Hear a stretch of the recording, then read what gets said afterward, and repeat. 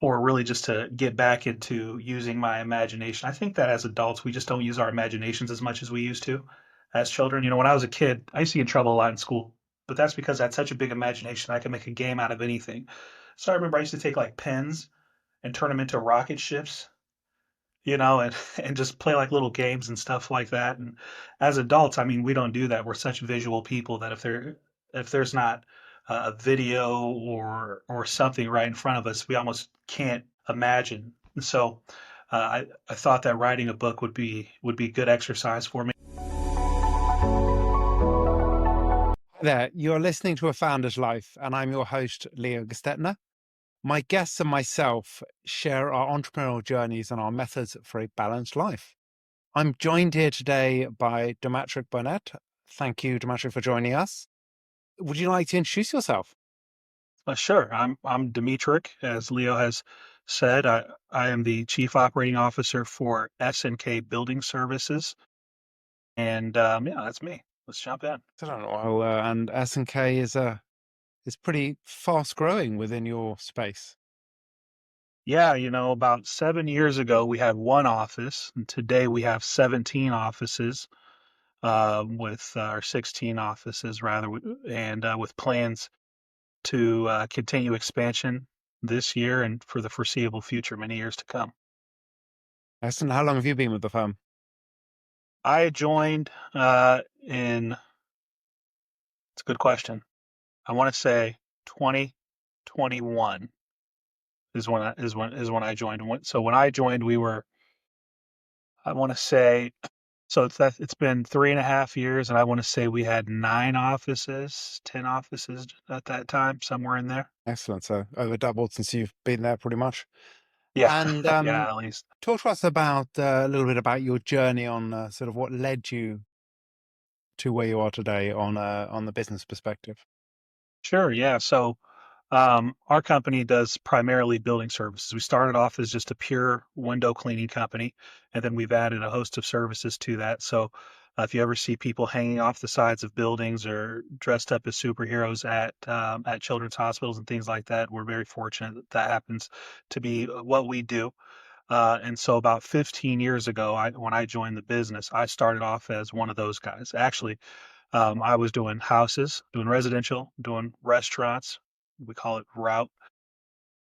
Just came in, didn't think you could make any money cleaning windows. I thought it was a joke when the guy that kind of hooked me into the whole thing said, hey, if you're looking for something to do. I was in my early 20s and kind of bouncing between different things in life, like people in their early 20s tend to do. And he just said, well, if you're looking for something to do, kind of to make ends meet while you figure out what you're doing with your life, you can come clean windows. And I thought it was a joke. I thought he was talking about Windex and a paper towel or something like that. Come to find out that it's a big industry. It's not something that many people think about, but it's an essential service for taking care of your business. And so I started off just entry level and learned the business. I didn't like the if it's 100 degrees out, you're cleaning windows. If it's 0 degrees out, you're cleaning windows. If it's raining, you're cleaning windows. And I'll never forget. We had this really big client that they came to me while we were outside cleaning the windows. They had we were just doing the ground floors at the time. We'd never done anything over about 25 feet in the air. And so, this place was up over 100 feet. And they said, hey, we need somebody to clean those windows up there. Who do you know that can do it? In my ignorance at the time, I said, I could do it.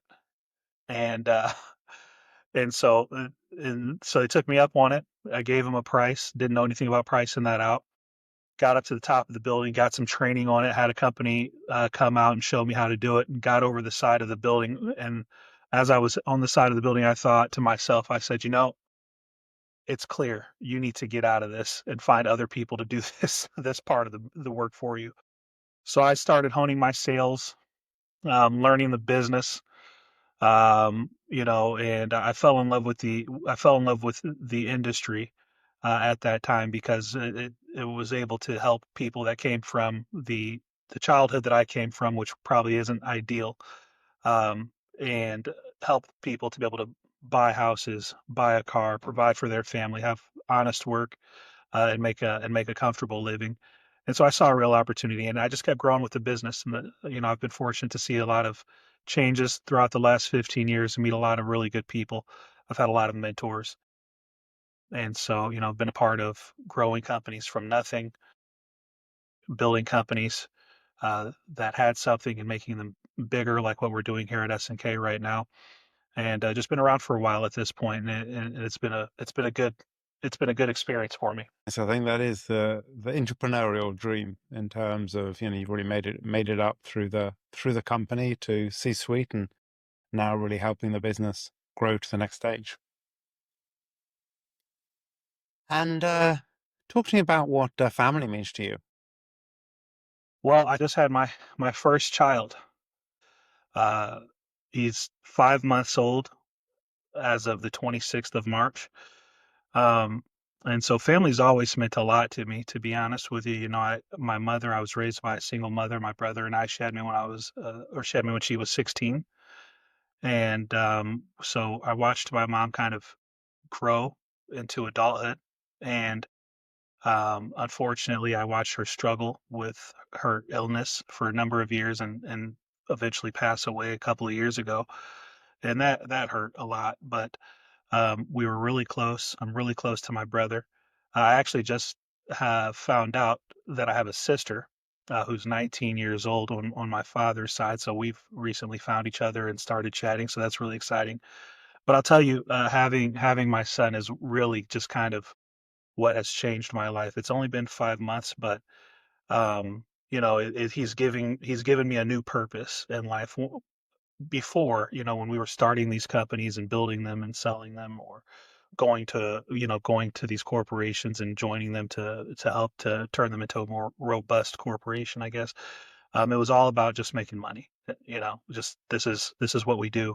We're able to help people. We have a good why, but ultimately we got to make money. But now, having my son, there's so much more that goes into it. It's not just about making money. It's also about providing opportunities for him that I didn't have, such as spending time with his father and being able to be proud of what his father does for a living, and having those positive memories with his family, knowing that I'm going to come home to him every night. And for me, I get to walk in the house every night, and I can work 10, 12, 14-hour days, but I know why I'm doing it. So when I get home, I've got him sitting there, and he lights up when he sees me. People tell me we look like twins. I don't really see it, but I've never been good at that type of thing. So it's really, I mean, having little DJ has kind of been, it's been the real change in my life. I can't think of, parenthood is weird. When my friends who don't have kids yet, or like my brother, they ask me like what it feels like. And I say, it's a weird feeling because you can't imagine life without him, except I just had life without him 5 months ago. But I couldn't imagine a world where this kid didn't exist, right? It's almost like we've always been in each other's life, even though that's not really true, I guess, but that's what it feels like. So it's everything, man. I mean, without your family, then what is all this for? And so, at least for me anyway. Okay, I completely get that. My kids are 19 and 22 now. Wow. Yeah. Little older than yours, so but I 100% get that. I Well, continue to be very, very close to my kids and and I know love the time you I have spend a with them. son and a daughter, right? Yes. Yeah. Yeah, Yeah. my So daughter's you the got it older right. one, and my son's younger. Yeah. You got it right the first time. My wife and I will try for a second one. Hopefully, we have a girl, and then we can be done. But we'll see. You never know. I You was talking never to know. somebody the other day who has 5 kids because they just kept trying for their daughter. I think after like three, you have to just say, you know what? I tried. Very true. I'm not sure I'd want 5 kids, but each to their own. I mean, I think No, yeah, no, as a growing up, I wish I had had five, six, seven siblings. I think that's awesome. I don't know that I have the mental acuity or the maturity to be able to be there for that many people, but there are a lot of people that are capable of it, and I salute those people because that's fantastic. It must be amazing to walk home to walk in the house to a big family like that. That's pretty cool. agreed. I think it everyone whatever they have is right, whether it be 1 kid or 5 kids, or I would Or no say how kids. many kids It's not for Musk has everybody. got, but I think he's lost count. 12, 14 kids, whatever Musk has these days. Um, He can afford it. and very true. Yes, he can afford as many kids as he wants. Yeah, right. And each of them will still be the richest people in the world. Yeah, he can Um, afford to have all of his kids, and then his kids can have an unlimited number of kids as well. It's yeah, it's fine. They're not worried about it. very true. So, what do you like to do for health? What does health mean to you, whether that be mental health, physical health, Yeah. nutrition, fitness? So, I again, early in my career, I was so focused on just growing in my career, that I didn't think much about things like that. And so it's really been kind of a new journey that I've been on within these last couple of years of making sure that, I take care of myself. Not just, you know, my body, but my diet. I've still got some pounds to lose, quite a few of them, but um, the big one really for me has been my mental health. That's a lesson that my wife taught me. We met 7 years ago, just about, and she is a mental health therapist. So she's really big on mental health. And so she's really kind of helped me over the years to just kind of understand that, hey, if you're not taking care of this thing up here, then you're really going to struggle. So developing balance, right? Taking care of your mind, taking care of your body.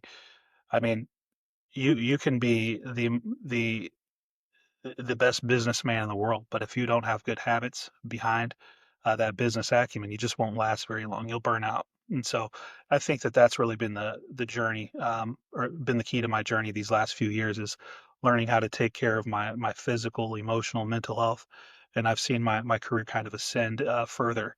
Um, and I think that's a big part of it, just taking care of myself, and thinking about those other aspects of life. Very true. The other thing that a lot of people don't really talk about is sleep, which you may Yeah. not know a lot about now with a 5 month old, but putting that aside, sleep is, it is vital. People who say, "Oh, I manage on 3 hours sleep a night." I, I'm not Uh, convinced. I mean, maybe the odd person does, but it's just not healthy. The body needs time to recharge.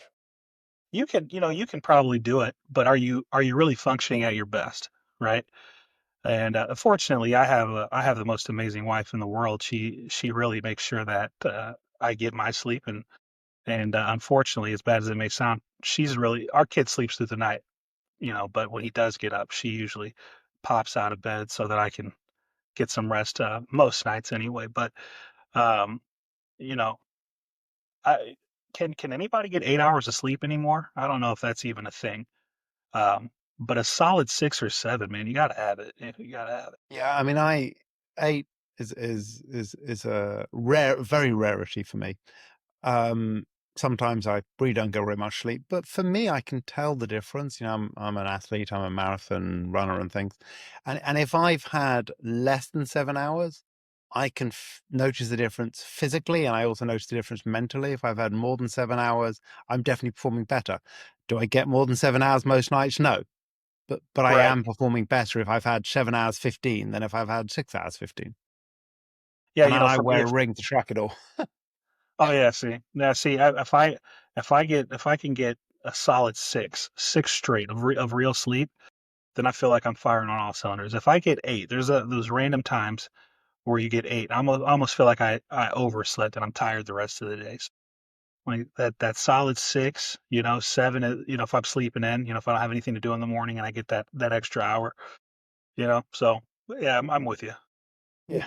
And what do you like to do for fun?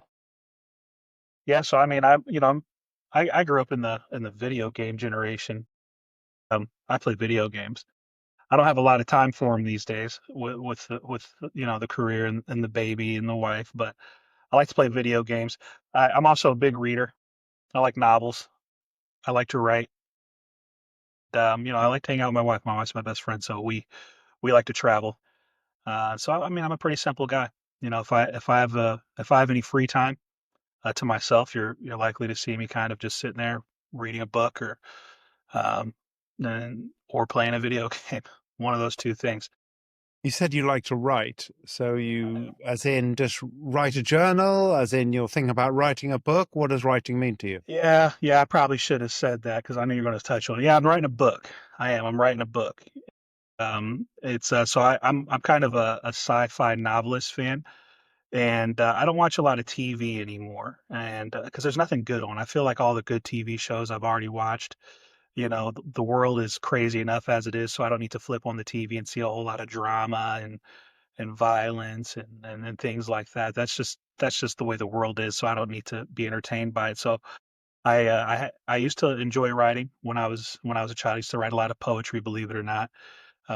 Probably sounds funny. Big football player Dametric is writing poetry, but I used to like to write poetry. I used to like to write short stories, and so I've been trying my hand at a novel. It'll probably never get published, but I thought it would be fun to at least take an attempt at it, um, and just create a world that a world that I view as being entertaining, or really just to get back into using my imagination. I think that as adults, we just don't use our imaginations as much as we used to as children. When I was a kid, I used to get in trouble a lot in school, but that's because I had such a big imagination that I could make a game out of anything. So I remember I used to take like pens and turn them into rocket ships, and and just play like little games and stuff like that. And as adults, I mean, we don't do that. We're such visual people that if there's not a video or something right in front of us, we almost can't imagine. So I thought that writing a book would be good exercise for me. And it's actually proven to be like a stress reliever at times.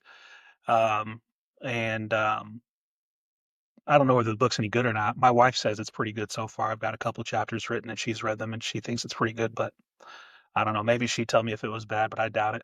So, Well, I enjoy sci-fi. I look forward to reading your book. I mean, these days with Amazon self-publishing and things like that, there's no downside.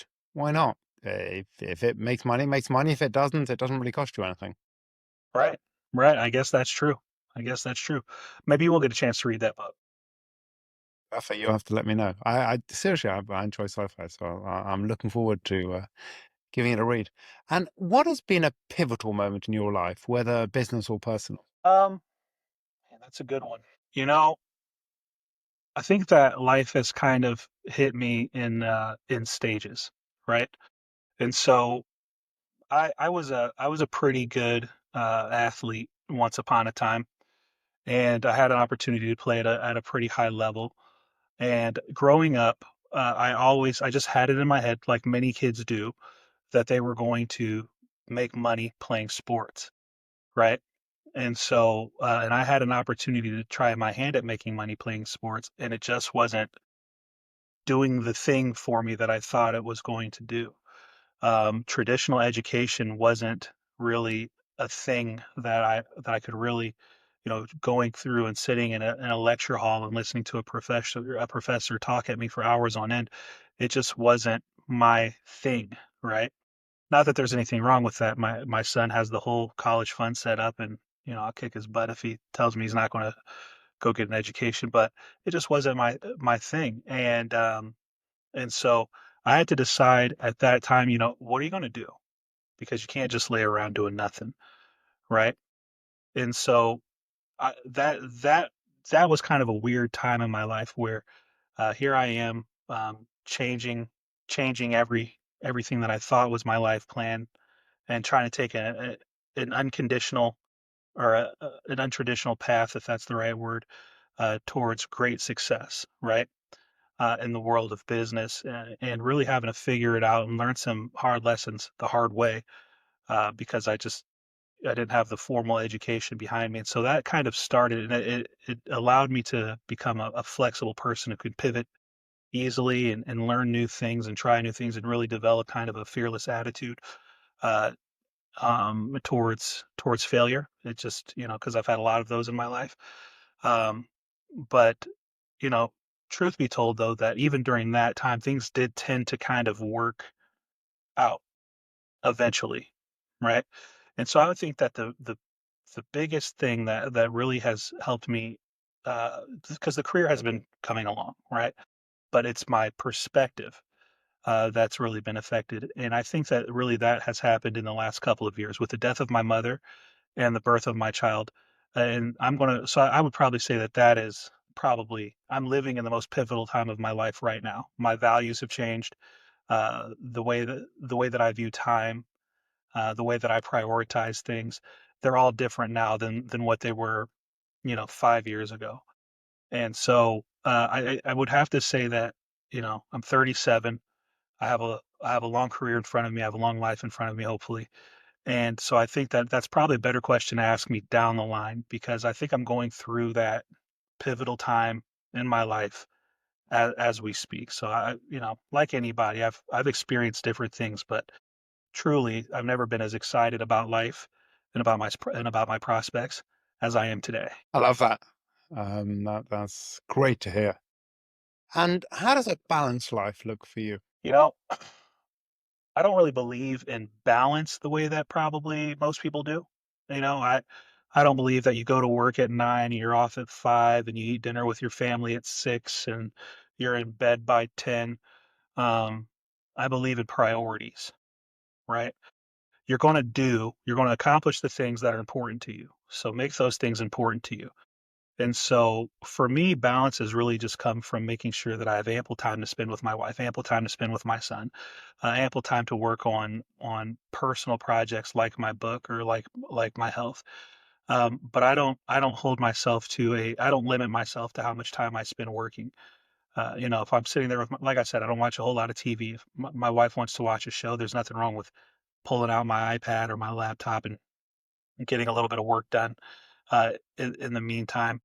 And so, I just try to be as productive as I can around the clock and then let my priorities kind of lead where my day goes from one day to the next. And so I find that for me at least, not limiting myself on time by putting certain things in certain buckets and saying I'm not going to be available for work after these hours or before these hours, or I can only um, eat at these times. Don't eat late. That's bad, but I can only take recreation during these times or in these ways. I've found for me that that's limiting, and it only leads to disappointment because inevitably something will pop up where I'm needed somewhere else, and then the whole schedule will get thrown off. So I like to be organized. I like to have a plan, but I don't necessarily limit myself to just what I think I would like to happen because plans change. That's probably not the answer you're looking for, but it's a Actually, it is. So I don't believe in balance being a straight line. I yeah, believe there's sort of those waves. So balance is some point work needs doing, but the balance is at other points you're spending more time with your wife or with your child. exactly, Balance is not a perfect balance. No one is in perfect balance. Well, maybe there is someone, but no one I know. It's that wave. It's finding balance overall. exactly. I could have said that better myself, actually. That's pretty much exactly what I'm thinking. We go on a vacation, put the phone down, go enjoy some time with the family. So I'll remember that. I like the way you said that. And how can people find you? Well, my name is spelled Dametric. Last name Burnett. So LinkedIn is an easy way to find me. Um, I'm not huge on social media, unfortunately. I just never got into it, but LinkedIn is an easy way to find me. They can also find us through our website, snkbuildingservices.com. We have a contact page, um, and those come straight to our corporate office. And if it's meant for me, they'll make sure that it gets put in my hands. But I respond to almost all of my messages on LinkedIn, as long as it's not spam. So there's a fair bit of that going around. Well, thank you for joining today. It's been a pleasure to have a chance to chat through with you your journey. No, I appreciate it. This has been a privilege. My first time doing a podcast, so I hope it came across okay. Yeah. Thank you. And thanks for listening to today's episode. If you enjoyed this conversation, don't forget to subscribe to the channel, tell your friends, and leave a review. Thank you.